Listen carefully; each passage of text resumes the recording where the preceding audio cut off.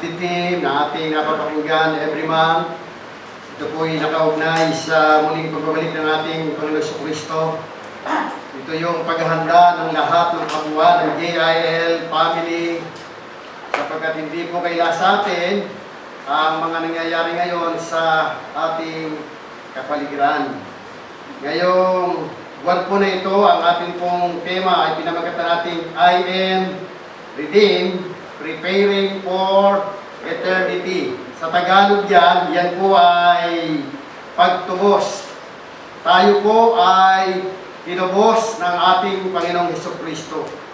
Hindi daw po sapat yung salitang born again, dapat po ay ito ay lubos nating naiintindihan at naunawaan, bagamat sinabi po ang kahalagahan ng pagiging isang born again o kapanganakang muli, doon po sa John chapter 3, verse 3.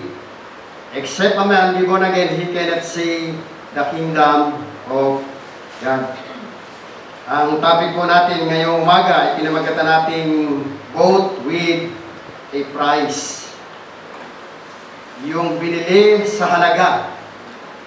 O yung tayo po ay tinubos ng Diyos sa napakalaking halaga.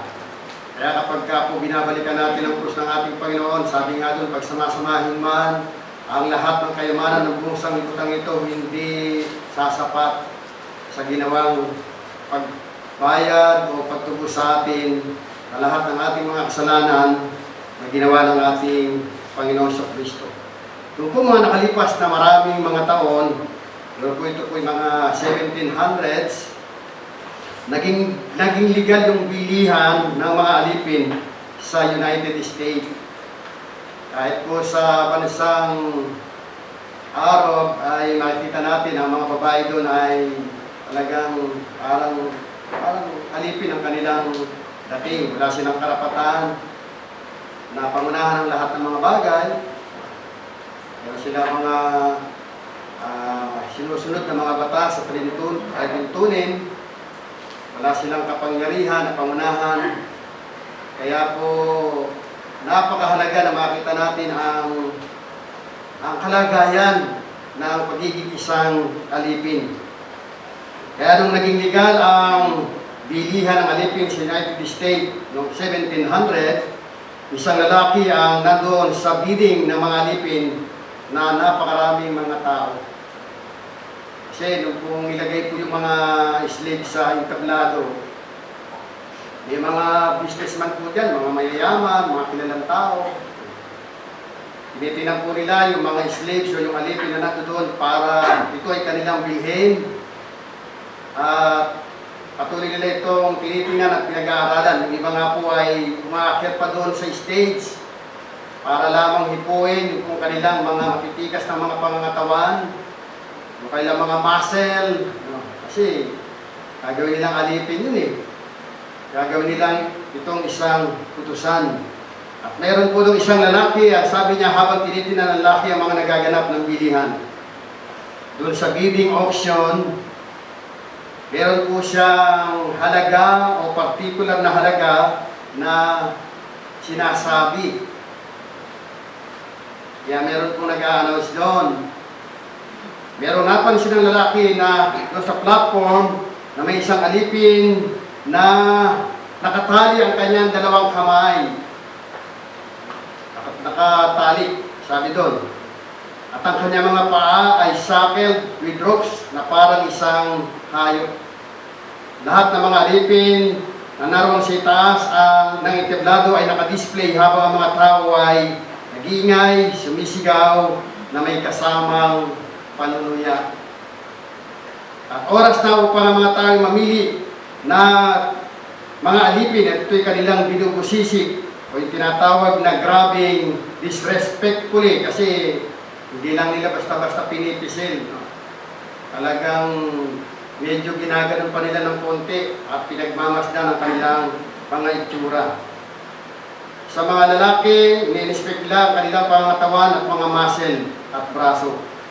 At habang inoobserbahan ng lalaking ito, ang mga alipin, meron siyang napansin na isang batang babae. Yung lalaking nandoon, may nakita siyang isang batang babae na nakatayo sa likod na isa ring alipin o slave. Ibalit ang kanyang mga mata ay makikitaan mo ng takot, hindi siya mapakali na wari nanginginig, at dali-dali siyang biglang nawala. At muling bumalik ang batang babae na yun na may luha sa mga mata sa dati niyang kinalalagyan. At kitang-kita po niya yung itsura ng bata. Talagang malungkot, takot. Hindi katulad ng mga kasama niya doon ng mga may edad na sabihin, handa na sila kung ano man ang mangyari sa kanilang buhay, kung sila man ay bilhin, kung sino man naalipin sa kanila. And the auctioneer start the bidding for the young girl. Yung pong bata ngayon ang tatawaran. Meron na po siyang bidding. The gentleman shouted out a bid that was twice the amount of any other selling offered. Kapag po may tatawag doon sa bata, yung lalaki nakapansin, dinodoble niya po ang halaga ng pagtawad niya doon sa bata. Kaya sa madaling salita, ang nanalo po ay yung lalaki na talagang nilakihan niya ang halaga ng pagkakabili depende sa tawad ng maraming mga tao sumisigaw sa abot ng halaga na kanilang makakaya. Habang pataas ng pataas yun, dinodoble po ng lalaki yung kanya pong bidding o yung kanyang tawad sa batang babae. Kaya siya po ang nanalo. Kaya habang iniintay ng lalaking nakabili yung batang babae na isang alipin doon sa ibaba at ibinigay ng auctioneer sa kanya matapos na alisin ang tali o gapos doon sa babaeng bata. Habang siya'y tinitingnan ng lalaki, nakita ng bata ang kanyang mga mata nakita ng mata ng bata na dumukot ng isang panyo ang lalaki at ito'y ipinahid sa kanyang mga mata. Nung dinala na yung bata doon sa nakabili, siguro nung una medyo hesitant siya kasi hindi niya alam kung anong klaseng tao yung nakabili sa kanya. Pero nakitang-kita ng bata, yung lalaki nakabili, dumukot ng panyo, pagkatapos ibinigay sa kanya yung panyo at sabi sa kanya, pahingan mo na ang iyong mga luha. Habang pinapahira ng bata ang kanyang mga luha, hinawakan niya ang kamay ng lalaki na nagmimiyari sa kanya at siya ay biglang umiti. Sabi ng lalaki sa batang babae, sumunod ka sa akin, follow me. At siya'y sumunod nang wala ng takot at sila'y dumako sa isang lugar upang doon bayaran ang halaga ng pagkakabili sa kanya. Kasi kapag bumili tayo ng isang bagay, lalo na po sa auction, meron po mga legal papers yan. Yun ang kanilang basihan na meron ng nakabili sa iyo at meron ng nagmimiyari ng mga bagay na kanyang binili. And the gentleman paid the purchase price and signed the necessary document when the transaction was complete. Bumalik po yung lalaking dala ang legal documents at ito ibinigay sa batang babae. Pagkatapos niyang pirmahan ang dokumento ng pagpapatunay na ito ay legal, ginuha ng lalaki ang papel at siya'y lumapit sa batang babae at ito'y kanyang ibinigay at inabot ang papel. Ano po ang inyong gagawin? Ano po ang gusto ninyong gawin ko ngayon? Narito sabi ng lalaki, tanggapin mo ang mga kasultang ito na nagpapatunay na ikaw ay malaya na. Binili ka na sa halaga upang ikaw ay maging malaya. Kaya mga magulang at mga kapatid, alam nyo ba, dati tayo, mga tao, hindi pa natin nakikita at naririnig ang salita ng katotohanan na si Jesus ay namatay dahil sa ating mga kasalanan, tayo pong lahat ay nagagapos. Bilang ang ating dalawang kamay, kundi ang ating buong pagkatao ay nagagapos sa kasalanan. Amen po ba? Pero nagpapasalamat tayo sa Panginoon sapagkat ang kapangyarihan ng krus ng ating Panginoon Kristo at ang kanyang dugo na walang bahid kasalanan ang siyang nagbayad at nagpalaya sa lahat ng ating mga pagkakasala. Palakpakan nga po natin ang Panginoon. Sabi po ng lalaki, as long as you have these papers in your possession, hanggat hawak mo ang mga kasulatan ito bilang iyon ang pag-aari, walang sino mang tao na po pwedeng umalipin sa iyo.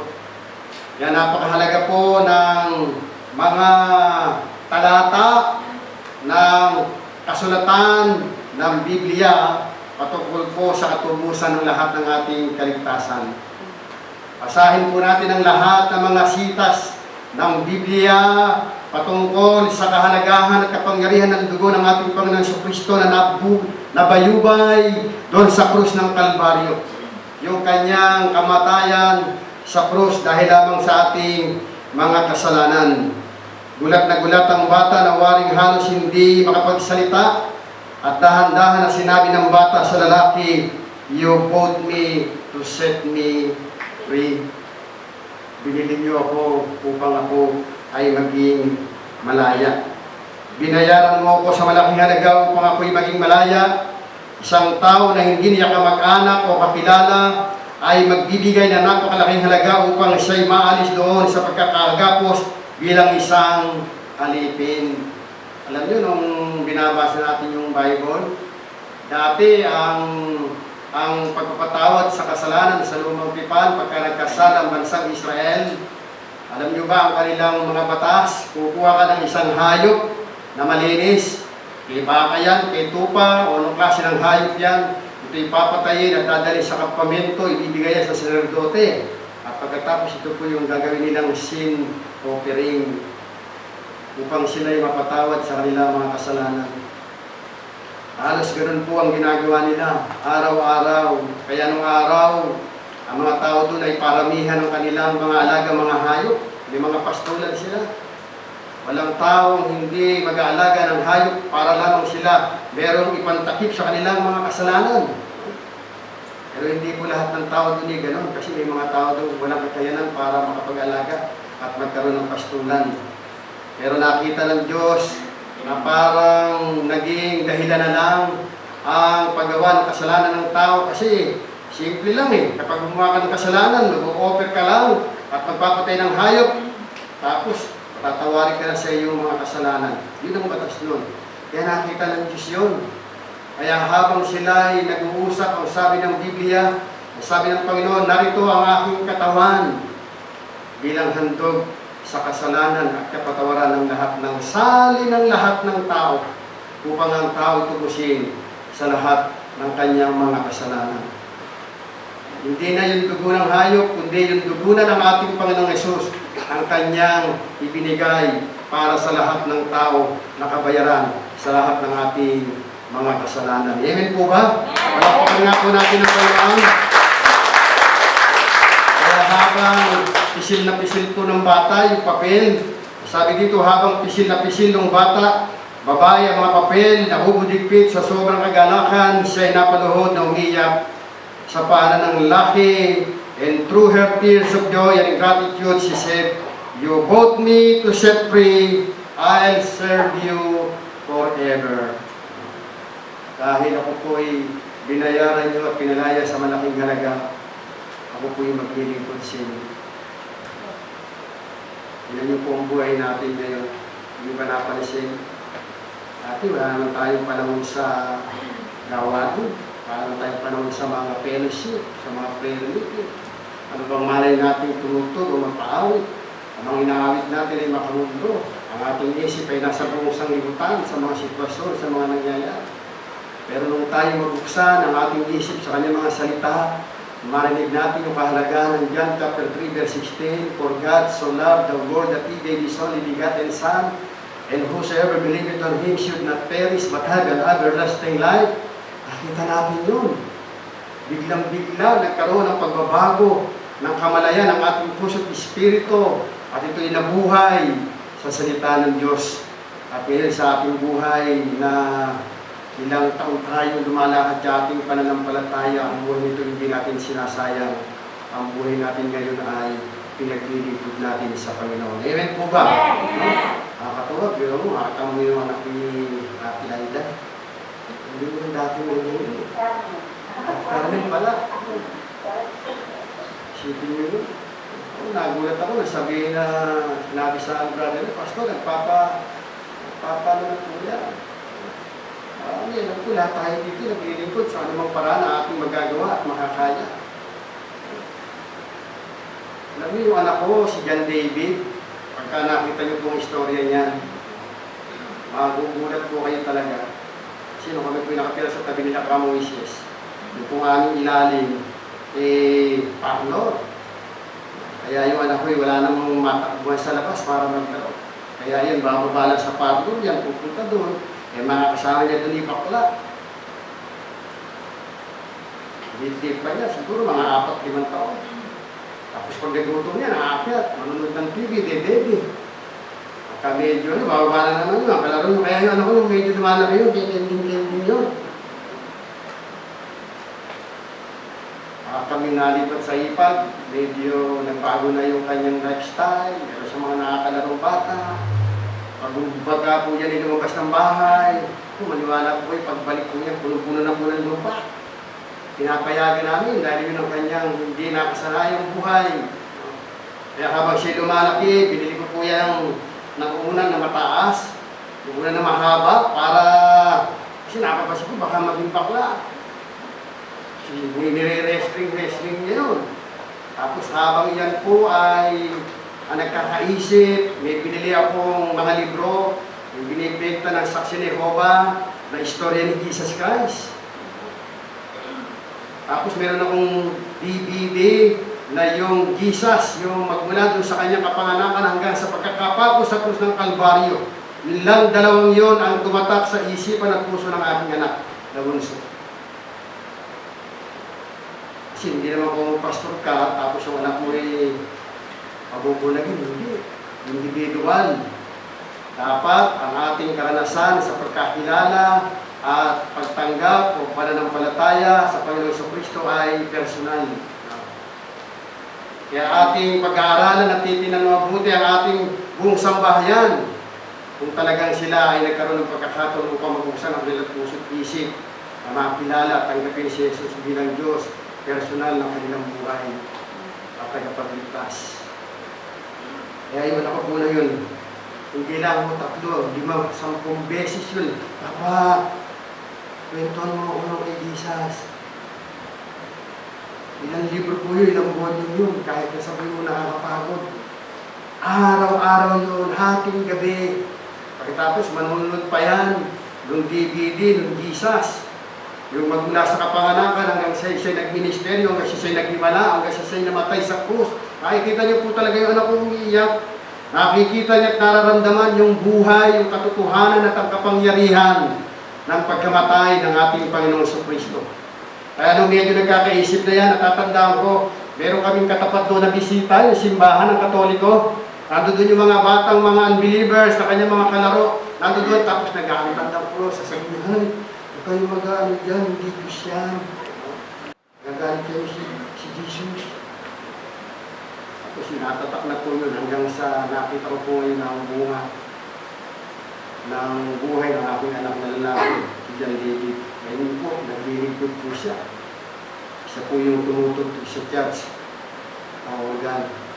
Nakakatulong ko na rin siyang magturo kapag po Sunday service sa mga kabataan at sa ibang aspeto ng paglilingkod ng kanyang buhay.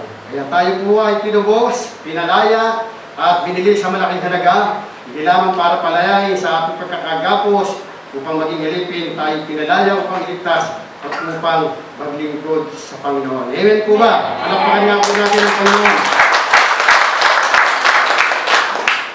Kaya mga magulang at mga kapatid, ikaw, tayong lahat ay dati nagagapos ng maraming kasalanan.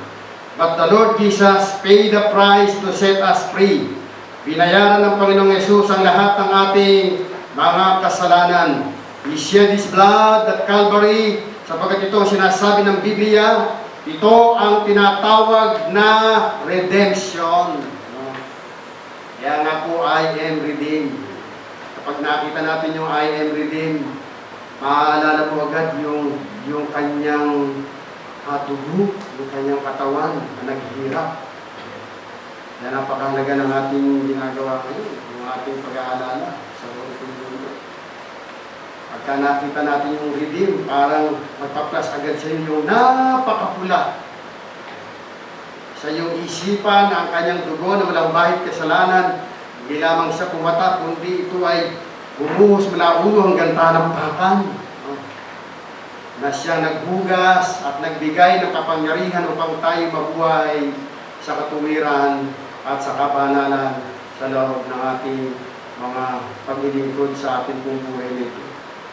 Ephesians chapter 1 verse 7, in Him, we have redemption through His blood, the forgiveness of sins according to the riches of His grace. Sa pamamagitan niya, tayo'y kanyang tinubos. Sa pamamagitan ng kanyang dugo, tayo ay pinatawad sa lahat ng ating mga kasalanan. Ito ay base sa kayamanan ng kanyang mga biyaya, ng biyaya niya sa atin.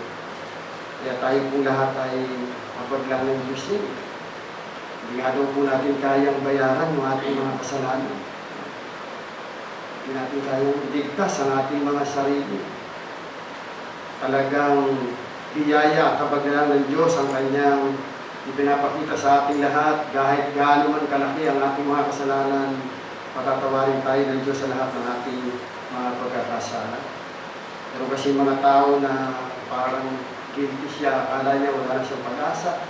Kasi iisip natin yun, may makasalanan, wala na akong pag-asa. Kaya yung iba nagpapakamatay, depressed, hopeless. Kasi yung lunanan nila yung kanilang sarili. Dalawa po kasi ang kapangyarihan nagaguluhan sa buhay ng tao. John chapter 10 verse 10. Satan came to kill and to destroy. But Jesus came to give life and abundant life. Amen po ba? Amen. Amen po yun. Lalo kung nakaka-encounter tayo, mga taong alam natin parang naguguluhan na, lalo sa panahon natin ngayon. Mga tao ngayon ay natatakot. Ito na daw po isa sa pinakamagandang armas na magagawa natin para lalo nating ipagsigawan. Isigaw natin at proklama natin ang kaligtasan, ang kamatayan ng ating Panginoon sa Kristo para mga tao ay maligtas sa kanilang mga pagkakasala. Para ang lahat ng tao magkaroon ng pag-asa. Meron niya isang babae, siya po ay prostitute. Sabi niya sa kanyang sarili, ako na yata ang pinakasamang babae sa lahat na nakita niya. Kasi prostitute siya, iwan lang siya. Kaya siya po ay nandun sa bahay, siya po ay nagmaiyak. Nawawala na siya ng pag-asa, ay nabuksan niya yung TV. Pagbukas niya ng TV, nakita niya din yung isang evangelist.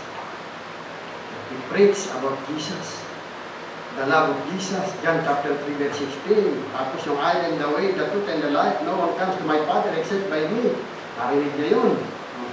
Romans chapter 10 verse 9. Kung papahayag ng iyong labi na ikaw yung kasalanan, si Jesus ay tapat at banal na magpapatawad sa lahat ng iyong pagkakasala. Kung marinig niya yun, ito nagbibigay ng pag-asa at kapangyarihan sa kanyang puso't isip. Kaya bigla po siya nag-iiyak. Iyak po siya nag-iyak. Iyak po siya nag-iyak. Sa kanyang sarili, meron naman doon talaga nung ang Panginoon ay gumagawa ng paraan sa anumang oras at panahon upang tawagin ang tao at iligtas. Kaya minsan ang buhay natin na napupunta na doon sa parang mga alanganing mga buhay, pero hindi natin alam, merong Diyos na nakatingin sa atin upang tayo sagipin sa ating mga pagkakasala. At biglang-bigla ang ating buhay at isip ay naliliwanagan. Kaya lang ginawa ng babae na yun, TV lang yun. No? Talagang sumabay siya doon sa tinatawag na altar calling.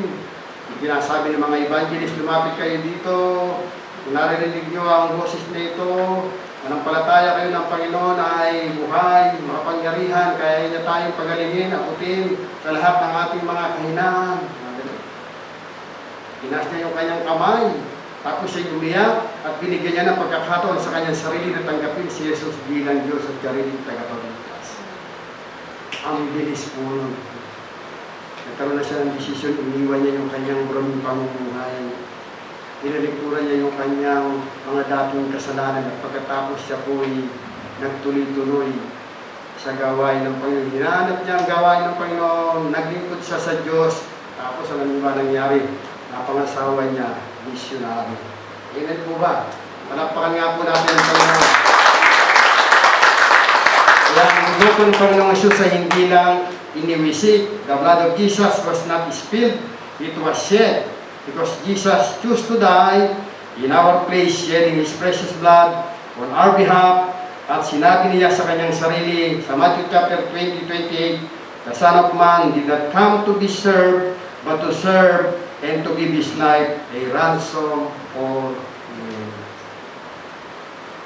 Siya gumawa sa lupa, hindi para paglingkuran, kundi gumawa siya sa lupa para maglingkod. At naging bayad, ransom. Alam niyo ba yung mga na-hostage? Sa mga Abu Sayyaf, sa Pati Mindanao, kapag kasi nilang hostage, gusto mo mabawi yung mamahal sa buhay, kailangan may kapalit na malaking halaga. Ang tawag doon ay ransom. Parang gano'n ang ginawa sa atin. Si Jesus ang mismo naging ransom, siya ang pinalit, siya ang kapalit. Yung kanyang buhay na hindi matutumbasan ng lahat ng kayamanan ng mundong ito na hindi natin kayang tapatan. Hindi natin pwedeng tapatan kahit yung paglilingkod natin ngayon, kulang. At tayo, habang nabubuhay tayo, magkaroon tayo ng passion. Kahit isa lamang tayo sa dami-dami ng mga tao na nabuksan ang isip at puso, marami pa po tayong mga dapat na abutin. Kahit hindi pa tayo pumunta sa ating mga kapitbahay, mga kaibigan, pa lamang sa loob ng bahay. Tingnan nyo na po yung mga asawa at mga anak, mga kapatid at mga kamag-anak. Tingnan nyo po kung sila po ay nakakilala na sa ating Panginoon sa Kristo. Malapit na ho ang pagdating ng Panginoon. Nagmamarka na yung mga pangitain, ating paglalarawan, yung mga susunod na mga event, the rapture of the church, Bema Judgment, 7 years tribulation, one world government, ang dami, sunod-sunod po yan. Pero ang pinakamahalaga ho, alam natin sa ating puso at isip, dapat sigurado tayo na tayo ligtas, tinanggap natin si Jesus, bigay natin ang ating buhay, siguro natin ang ating mga sarili, umamin tayo sa ating mga kasalanan, at binigyan natin siya ng pagkakataon sa ating buhay na siya maging Panginoon at magpatakbo ng buhay nito. Tayo po mismo nakakaranas yan. Kaya makikita nyo biglang-bigla nagbabago yung buong aspeto ng ating puso at isip. Iniiwan na natin mga dati at lumang pagkatao at tayo ngayon sumusunod sa kalooban ng ating Panginoon sa Kristo. Hindi lang yun, talagang napakasarap po talaga na ang buhay natin na ito. Isa lang ang buhay natin na tayo ay makapaglutod sa Kanya. Amen po ba? Palagpakan po natin ito naman. Christ redeemed us so that the body of sin might be done away with, that we should no longer be slave of sin. Romans chapter 6 verse 6. For we know that our old self was crucified with Him so that the body ruled by sin might be done away. With that we should no longer be slave to sin, because anyone who has died has been set free from sin. Kaya tayo ngayon, hindi na tayo alipin ng kasalanan kasi pinalaya na tayo ng Diyos upang tayo hindi na malipin sa kasalanan. Kaya meron tayong tinatawag na victorious. We are victorious, we are conqueror. Tayo po yung mananagumpay. Romans chapter 6 verse 11, that is the only way we could be dead indeed to sin, but alive to God in Christ Jesus our Lord. So every day we can rejoice because we are set free from slavery to sin and Satan. Napakasarap na makita natin na tayong lahat ay hinalaya na sa lahat ng ating mga kasalanan. Inalis tayo sa sumpa ng kahirapan, ng kahinaan, ng kasalanan, at ng karamdaman. Kaya po tayo ngayon ay sobra yung ating overwhelm, yung ating pagpupurit at salamat sa Diyos. Kapag tayo ay sumasamba, hindi lamang every Sunday, habang tayo nagpapurit at nagpapasalamat, talagang binibigay natin yung ating magagawa, yung ating lakas, puso, isip, para lamang maibalik natin ang buong pasasalamat at kalawalatian sa Panginoon. Amen po ba? Kaya kapag tayo nakakarating doon sa ating pagpupuri sa kaitaas-taasan, ang Diyos ay natutuwa. Bilang ang ating nagiging parang bayan, na tayo ay makapagbigay ng kalawalatian at mataas na karangalan. sa ating Panginoon sa Kristo. Sabi po rito, sino po ang higit na nangangailangan doon sa kwento ng batang aliping babae? Yung lalaki na bumili at nagpalaya sa kanya o yung batang babae? No? Sabi po rito, God did not need to be reconciled to man, man needed to be reconciled to God. Siyempre, yung babae ang nangangailangan, hindi naman yung bumili. Sabi rito, hindi naman ang Diyos ang nangangailangan ng reconcile. Hindi ang Diyos ang nangangailangan ng pakikipagkasundo sa tao, kundi ang tao ang nakikipagkasundo para sa Diyos. Kaya yung tao hindi niya alam, enemy yan, enemy of God. Pag hindi nakita ng tao yung katotohanan na dapat siya ay makipagkasundo sa Diyos, mananatili siyang kaaway ng Diyos. Pero kapag isang tao, kahit anong tapang niya, kahit anong kanyang sama, kapag ang kanyang puso't isip ay nagpakumbaba, at nakita niya yung kahalagahan ng kapangyarihan at kahabagan ng Diyos, makikipagkasundo ka sa Diyos. Talagang magpapakababa ka. Susuko at susuko kahit ang pinakamatapang na tao. Ang mga unang mga krusada, alam niyo ba sa tundo? Meron po itong mga krusada nung araw. Wala po nakakapag-krusada sa isang lugar na yun kasi mga sasama mga tao doon, mga siga-siga. Meron mga siga-siga. Sabihin na natin ang pangalan niya po, Titigas. Meron doon isang Filipino evangelist, yung mga panahon yun, mga 1980s yun. Nagbalak sila magkaroon ng krusada. Pumunta sila dyan. Pero pinagbili nila na, pastor, naku, kung kayo mag-krusada dyan, meron po dyan siga-siga, si Bortigas. Hindi, sabi, basta ako, naniniwala ko sa Panginoon. Kaya nung sila nagpukrusada doon, habang pinapangaral ang salita ng Diyos, nakita talaga ng pastor yung Bortigas na doon, sa may dulo, nakikinig ng salita ng Diyos. Naghihintay na sila kung manggugulo o kung bigla silang pipigilan. Pero alam nyo, nag-aaltar na yung pastor, sinabi niya. Ano makalaki yung kasalanan ng Diyos, yung tapat pa na magpapatawad sa lahat ng iyong mga kasalanan. Isuko mo lang yung buhay sa Panginoon at ikaw ay kanyang liligtas at papatawad. At ang kita nila yun. Yung lalaki, nakatungo ang ulo at umiyak, nakataas ang kamay at sinuko ang kanyang buhay sa Panginoon. Amen po ba? Kaya tayong lahat tumadlong. Iligay natin ang ating sarili, sinuko natin ang ating buong buhay para lamang madama natin at makita natin ang kapangyarihan ng krus at ang dugo ng Panginoon sa atin. Kaya sa umaga pong ito, tayo po ay dadako ngayon sa ating Holy Communion.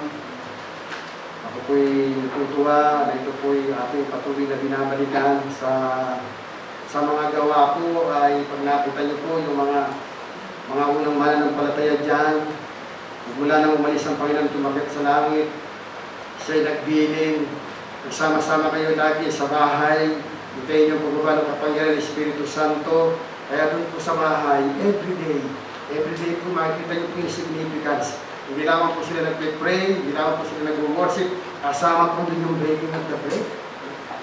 Araw-araw, inaalala nila ang kamatayan, ang dugo ng Panginoon at ang kanyang katawan na labayubay sa krus ng Kalbaryo.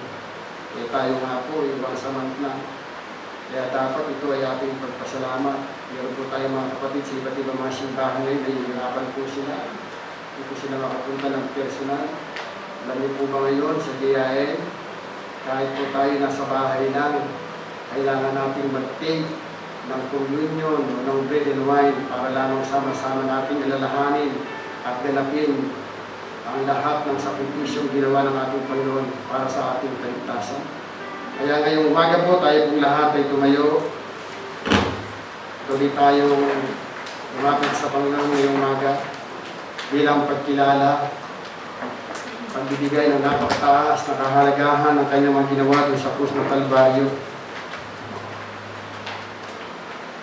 Habang maawit po ang ating mga song leader, alam po natin lahat, tayo po isa-isang lalapit dito po sa table para po kumuha ng bread and juice. Pagkatapos po ay bigyan natin ang pagkakataon ng ating sarili na magpasalamat. tayong agam-agam o pag-aalinlangan na hindi mapapasalamatan. Napakapalad po rin natin na sa kabila ng kaguluhan na nagaganap sa bawat panig ng mga bansa, nananatili tayong nakakaranas ng iba yung pagpapala sa Panginoon. Habang maawit po ang ating song leader ngayong umaga, tayo po'y umawit sandali pa.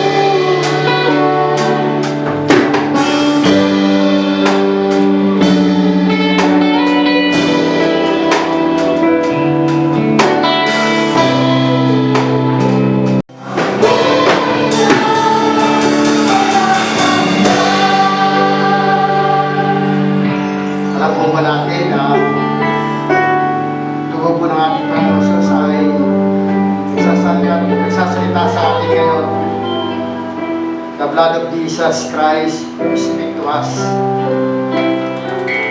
Kung pinatay ni Cain ang kanyang kapatid na si Abel, doon po sa lumang tipan,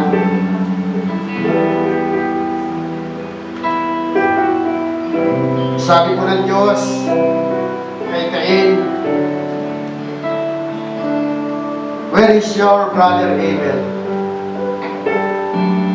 Sumagot po si Cain, "How do I know? Am I my brother's keepers?" And God said, "The voice of thy brother's blood crieth unto me from the ground." Ang dugo po ni Abel ay umiyak sa Diyos ng paghihiganti. The blood of Abel cried out to God for vengeance. Kasi pinatay niya po yung kanyang kapatid. But the blood of Jesus Christ speaks better than the blood of Abel. The blood of Jesus Christ cries out for mercy, mercy. the blood of Jesus Christ, mercy, mercy. Para sumisigaw yung kanyang dugo. Panginoon, mahabag ka po sa kanila. Kahabagan mo po ang tao. Ang dugo po ng ating Panginoong Yesus ay umiiyak ng awa at habag sa atin. Kaya mga magulang at mga kapatid, ito pong mahabag natin ngayon. Napakalaki po pasasalamat natin. At tayo po ay wala na sa kapahamakan. Binigyan tayo ngayon ng assurance, ang katiyakan ng kaligtasan. At tayo po ay makakarating sa buhay na walang hanggan. Nais ko po kayong bigyan ng maiksing oras para magpasalamat. Bigyan natin ng mataas na pasasalamat yung ating simpleng panalangin sa Panginoon personally.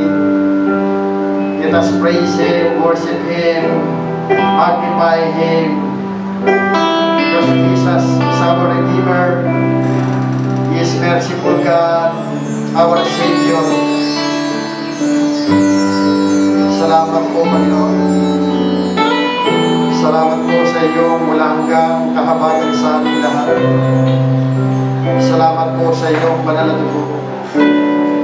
Karapat dapat ka namin purihin at sambahin sa umagang ito. Salamat sa iyong mayamang biyaya.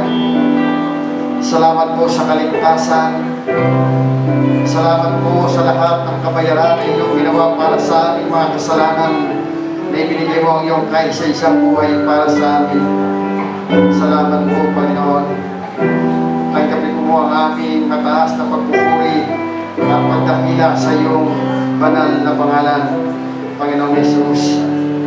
Sa umaga po ito, itaas po natin ang tinapay bilang pag-aalala natin sa katawan ng ating Panginoong Jesus.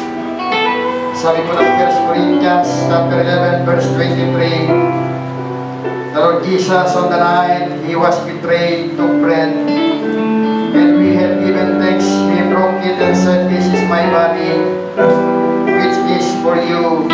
Do this in remembrance of me." Matapos niyang hawakan at itaas ang tinapay, sinabi ng ating Panginoon, "Ito ang aking katawan. Lalahanin niyo ako," ang sabi ng Panginoon. Tayo po ay manalangin. Salamat po sa umagang ito. Panginoong Yesus, muli po kami nagpupulit ng kapasalamat. Narito po kayo ng tinapay sa aming mga kamay bilang aming pasasalamat.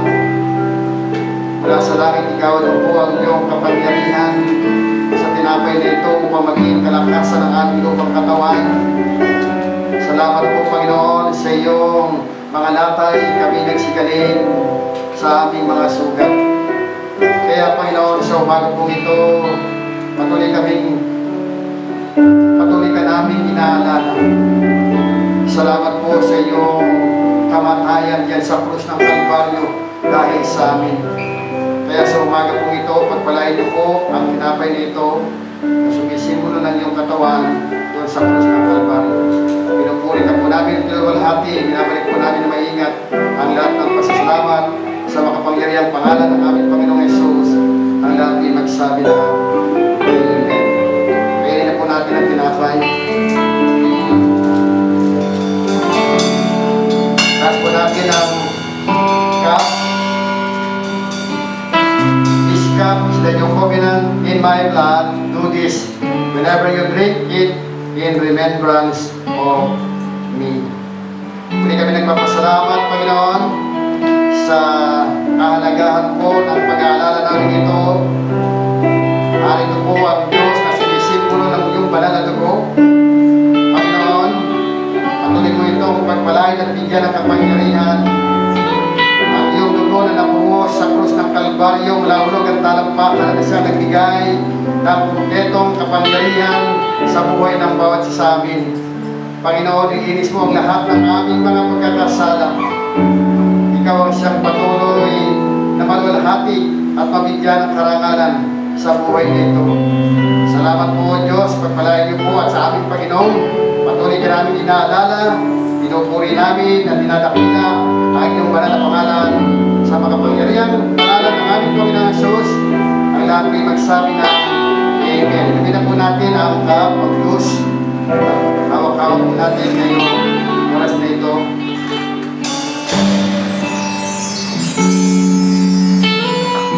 Tuloy tayong mawit sa Panginoon at tayo po magbalik ng kalwalatian, kasasalamat.